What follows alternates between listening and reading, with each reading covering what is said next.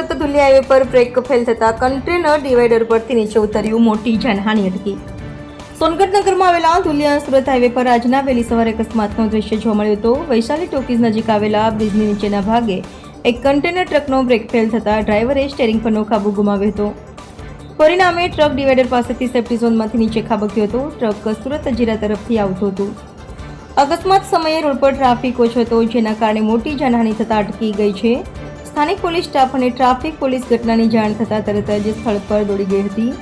સમગ્ર ઘટનાને નિયંત્રણમાં લઈ ટ્રાફિક વ્યવસ્થા પાટા પર લાવવામાં આવી છે।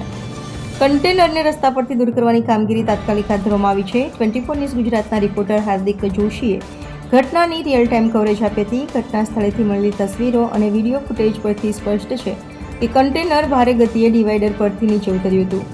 પ્રથમ દ્રષ્ટિએ તે ડ્રાઈવરની ભૂલ કે ટેકનિકલ ખામી કારણભૂત હોવાનું અનુમાન છે। પોલીસ ઘટના સંબંધિત સીસીટીવી ફૂટેજ ચકાસી રહી છે અને કન્ટેનર માલિક કંપની સાથે પણ સંપર્ક કરવામાં આવ્યો છે। રિપોર્ટર હાર્દિક જોશી, સોનગઢ।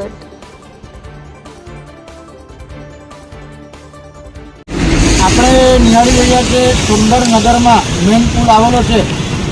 આ કન્ટેનર સુરત હજીરાથી આવી રહ્યું હતું ત્યારે ડ્રાઈવરે સ્ટીયરિંગ પરથી કાબુ ગુમાવીને આ ટ્રકની તમે હાલત જોઈ શકો છો।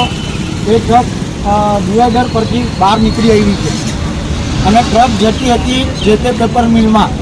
આપ આ નિહાળી રહ્યા છો અને ડ્રાઈવર અને કંડક્ટરનો આબાદ બચાવ થયો છે। આ જાણ જાગૃત નાગરિક અશોકભાઈ રાણા દ્વારા અમને કરવામાં આવી છે। ધન્યવાદ। जितेंद्र सिंह। हैं? जितेंद्र सिंह। હવે આ ગાડીનો એક્સિડન્ટ કઈ રીતે થયો? सर ब्रेक फेल हो गया, ब्रेक नहीं लगा है, ब्रेक नहीं लगा? पूरा ब्रेक नहीं लगा, दबाया पूरा फुल, हाँ लेकिन माना नहीं ब्रेक। हाँ। और आप कहाँ जा रहे थे? इधर जेके में जा रहा था। हैं? जेके जेके पेपर मिल में। हाँ। गाड़ी में क्या भरा है? वो कंटेनर रहता है, वो लॉक रहता है, सील लग के आता है उसके ऊपर। ओके।